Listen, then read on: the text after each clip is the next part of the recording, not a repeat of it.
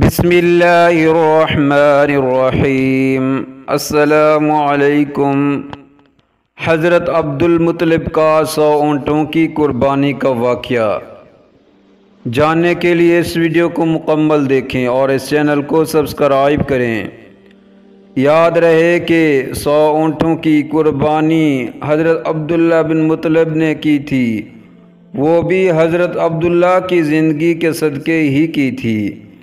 کہتے ہیں کہ عبد المطلب کو یہ حکم اس وقت دیا گیا جب وہ اپنی منت بھول چکے تھے۔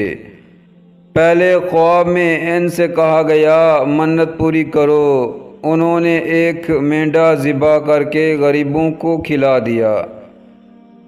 پھر خیال آیا کہ اس سے بڑی پیش کرو۔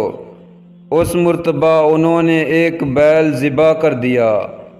خواب میں پھر یہی کہا گیا اس سے بھی بڑھ کر پیش کرو۔ اب انہوں نے اونٹ ذبح کیا۔ پھر خواب میں آیا اس سے بھی بڑی چیز پیش کرو۔ انہوں نے پوچھا اس سے بھی بڑی چیز کیا ہے؟ تو تب کہا گیا اپنے بیٹوں میں سے کسی کو ذبح کرو، جیسا کہ تم نے منت مانگی تھی۔ اب انہیں اپنی منت یاد آئی، اپنے بیٹوں کو جمع کیا، ان سے منت کا ذکر کیا، سب کے سر جھک گئے۔ کون خود کو ذبح کرواتا؟ آخر عبداللہ بولے ابا جان آپ مجھے ذبح کر دیجئے۔ یہ سب سے چھوٹے تھے، سب سے خوبصورت تھے، سب سے زیادہ محبت بھی عبد المطلب کو انہی سے تھی، لہٰذا انہوں نے قرعہ اندازی کرنے کا ارادہ کیا۔ تمام بیٹوں کے نام لکھ کر قرعہ ڈالا گیا۔ عبداللہ کا نام نکلا۔ اب انہوں نے چھری لی، عبداللہ جو بازو سے پکڑا اور انہیں ذبح کرنے کے لیے نیچے لٹا دیا۔ جو ہی باپ نے بیٹے کو لٹایا، عباس سے ضبط نہ ہو سکا، فوراً آگے بڑھے اور بھائی کو کھینچ لیا۔ اس وقت یہ خود بھی چھوٹے سے تھے۔ کہتے ہیں کہ اسی دوران بنو مخزوم کے لوگ آئے۔ انہوں نے کہا آپ اس طرح بیٹے کو ذبح نہ کریں، اس کی ماں کی زندگی خراب ہو جائے گی۔ اپنے رب کو راضی کرنے کے لیے بیٹے کا فدیہ دے دیں۔ اب یہ سوال تھا کہ فدیہ کیا دیا جائے۔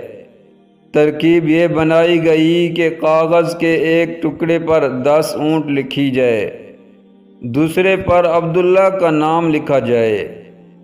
اگر 10 اونٹ والی پرچی نکل آئی تو 10 اونٹ قربان کر دیے جائیں۔ اگر عبداللہ والی پرچی نکلے تو 10 اونٹوں کا اضافہ کر دیا جائے۔ پھر 20 اونٹ والی پرچی اور عبداللہ والی پرچی ڈالی جائے۔ اب اگر 20 اونٹوں والی پرچی نکلے تو 20 اونٹ قربان کر دیے جائیں، ورنہ 10 اونٹ اور بڑھا دیے جائیں۔ اس طرح 10 کر کے اونٹ بڑھاتے جائیں۔ حضرت عبد المطلب نے ایسا ہی کیا، 10 اونٹ بڑھاتے چلے گئے۔ ہر بار عبداللہ کا نام نکلتا چلا گیا، یہاں تک کہ اونٹوں کی تعداد 100 تک پہنچ گئی، اور تب کہیں جا کر اونٹوں والی پرچی نکلی۔ کہتے ہیں کہ اس طرح حضرت عبداللہ کی جان کے بدلے 100 اونٹ قربان کیے گئے۔ عبد المطلب کو اب پورا اطمینان ہو گیا کہ اللہ تعالیٰ نے عبداللہ کے بدلے 100 اونٹوں کی قربانی منظور کر لی ہے۔ انہوں نے کعبہ کے پاس 100 اونٹ قربان کیے اور کسی کو کھانے سے نہ روکا۔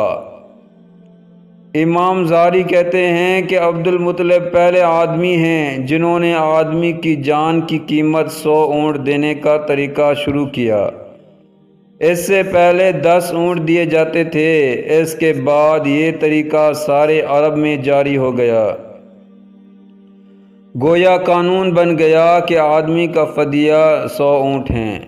نبی کریم صلی اللہ علیہ وسلم کے سامنے جب یہ ذکر آیا تو آپ نے اسے فدیے کی تصدیق فرمائی، یعنی فرمایا کہ یہ درست ہے، اور اسی بنیاد پر نبی کریم صلی اللہ علیہ وسلم فرماتے ہیں میں دو ذبیح ہوں، یعنی میں حضرت اسماعیل علیہ السلام اور حضرت عبداللہ کی اولاد ہوں۔ کہتے ہیں کہ حضرت عبداللہ قریش میں سب سے زیادہ حسین تھے، ان کا چہرہ روشن ستارہ تھا۔ قریش کی بہت سی لڑکیاں ان سے شادی کرنا چاہتی تھیں، مگر حضرت عبداللہ کی حضرت آمنہ سے شادی ہوئی۔ حضرت آمنہ وہاب بن اطمناف بن جوہرہ کی بیٹی تھی۔ شادی کے وقت حضرت عبداللہ کی عمر 18 سال تھی۔ حضرت عبداللہ شادی کے لیے اپنے والد کے ساتھ جا رہے تھے۔ راستے میں ایک عورت کعبے کے پاس بیٹھی نظر آئی۔ یہ عورت ورقہ بن نوفل کی بہن تھی۔ ورقہ بن نوفل قریش کے بڑے عالم تھے۔ ورقہ بن نوفل سے ان کی بہن نے سن رکھا تھا کہ وقت کے آخری نبی کا ظہور ہونے والا ہے، اور ان کی نشانیوں میں سے ایک نشانی یہ ہوگی کہ ان کے والد کے چہرے میں نبوت کا نور چمکتا ہوگا۔ جو ہی اس نے عبداللہ کو دیکھا فوراً اس کے ذہن میں یہ بات آئی۔ اس نے سوچا ہو نہ ہو یہ وہ شخص ہے جو پیدا ہونے والے نبی کے باپ ہوں گے۔ چنانچہ اس نے کہا اگر تم مجھ سے شادی کر لو تو میں بدلے میں تمہیں اتنے ہی اونٹ دوں گی جتنے کہ تمہاری جان کے بدلے ذبح کیے گئے تھے۔ اس پر انہوں نے جواب دیا میں اپنے باپ کے ساتھ ہوں، ان کی مرضی کے خلاف کچھ نہیں کر سکتا، نہ ان سے الگ ہو سکتا ہوں، اور میرے والد باعزت آدمی ہیں، اپنی قوم کے سردار ہیں۔ بہرحال ان کی شادی حضرت آمنہ سے ہو گئی۔ آپ قریش کی عورتوں میں نسب اور مقام کے اعتبار سے افضل تھی۔ حضرت آمنہ حضرت عبداللہ کے گھر آ گئی۔ آپ فرماتے ہیں جب میں ماں بننے والی ہوئی تو میرے پاس ایک شخص آیا، یعنی ایک فرشتہ انسانی شکل میں آیا۔ اس وقت میں جاگنے اور سونے کی درمیان حالت میں تھی۔ عام طور پر اس حالت کو غنودگی کہا جاتا ہے۔ اس نے مجھ سے کہا کیا تمہیں معلوم ہے تم اس امت کے سردار اور نبی کی ماں بننے والی ہو؟ اس کے بعد وہ پھر اس وقت آیا جب نبی صلی اللہ علیہ وسلم پیدا ہونے والے تھے۔ اس مرتبہ اس نے کہا جب تمہارے ہاں پیدائش ہو تو کہنا میں اس بچے کے لیے اللہ کی پناہ چاہتی ہوں ہر حسد کرنے والے کے شر اور برائی سے، اور قرآن مجید ان کی کتاب ہے۔ ایک دوسری روایت کے مطابق فرشتے نے ان سے یہ کہا کہ تم وقت کے سردار کی ماں بننے والی ہو۔ اس کی بچے کی نشانی یہ ہوگی کہ اس کے ساتھ ایک نور ظہور ہوگا جس سے ملک شام اور بصرہ کے محلات بڑھ جائیں گے۔ جب وہ بچہ پیدا ہو جائے گا تو اس کا نام محمد رکھنا، کیونکہ توریت میں ان کا نام احمد ہے کہ آسمان و زمین والے ان کی تعریف کرتے ہیں، اور قرآن میں ان کا نام محمد ہے۔ کہا جاتا ہے کہ حضرت عبداللہ کے چہرے میں جو نور چمکتا تھا شادی کے بعد وہ حضرت آمنہ کے چہرے میں آ گیا تھا۔ امام زہری فرماتے ہیں کہ حاکم نے یہ روایت بیان کی ہے کہ اس کو صحیح قرار دیا ہے کہ صحابہ کرام نے حضور نبی اکرم صلی اللہ علیہ وسلم سے عرض کیا اے اللہ کے رسول ہمیں اپنے بارے میں کچھ بتائیں۔ آپ نے ارشاد فرمایا میں اپنے باپ ابراہیم علیہ السلام کی دعا ہوں، اپنے بھائی عیسیٰ علیہ السلام کی بشارت ہوں، اور خوشخبری ہو جب میں اپنی والدہ کے شکم میں آیا تو انہوں نے دیکھا گویا ان سے ایک نور ظاہر ہوا ہے جس سے ملک شام میں بصرہ کے محلہ روشن ہو گئے۔ حضرت آمنہ حضرت حلیمہ سعدیہ سے فرمایا تھا میرے اس بچے کی شان نرالی ہے، یہ میرے پیٹ میں تھے تو مجھے کوئی بوجھ تھکن محسوس نہیں ہوئی۔ یاد رہے کہ حضرت عیسیٰ علیہ السلام وہ آخری پیغمبر ہیں جنہوں نے آپ علیہ السلام کی آمد کی خوشخبری سنائی ہے۔ اس بشارت کا ذکر قرآن میں بھی ہے۔ قرآن مجید میں اللہ تعالیٰ فرماتے ہیں، اور اس طرح وہ وقت بھی قابل ذکر ہے جب عیسیٰ بن مریم علیہ السلام نے فرمایا، اے بنی اسرائیل، میں تمہارے پاس اللہ کا بھیجا ہوا آیا ہوں کہ مجھ سے پہلے جو تورات آ چکی ہے میں اس کی تصدیق کرنے والا ہوں، اور میرے بعد جو ایک رسول آنے والا ہے ان کا نام احمد ہوگا، میں ان کی بشارت دینے والا ہوں۔ چونکہ حضرت عیسیٰ علیہ السلام یہ بشارت سنا چکے تھے، اس لیے ہر دور کے لوگ آپ علیہ السلام کے آمد کا بے چینی سے انتظار کر رہے تھے۔ ادھر آپ کی پیدائش سے پہلے ہی حضرت عبداللہ انتقال کر گئے۔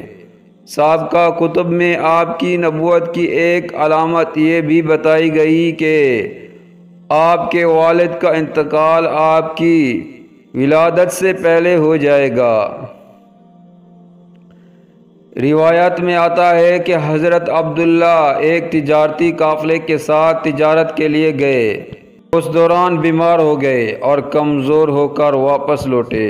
قافلہ مدینہ منورہ سے گزرا تو حضرت عبداللہ اپنے ننیال یعنی بنو نجار کے ہاں ٹھہرے۔ ان کی والدہ بنو نجار سے تھی، 1 ماہ تک بیمار رہے اور انتقال کر گئے۔ انہیں یہی دفن کر دیا گیا۔ کہتے ہیں کہ تجارتی قافلہ جب حضرت عبداللہ کے بغیر مکہ مکرمہ پہنچا تو عبد المطلب کو پتہ چلا کہ ان کے بیٹے عبداللہ بیمار ہو گئے اور وہ مدینہ منورہ میں اپنے ننیال میں ہیں، تو انہیں لانے کے لیے عبد المطلب نے اپنے بیٹے زبیر کو بھیجا۔ آپ نے جب مکے سے واپس آ کر حضرت عبداللہ کی وفات کی خبر سنائی تو سارا گھر ماتم سا بن گیا اور بنو ہاشم کے ہر گھر میں ماتم پڑپا ہو گیا۔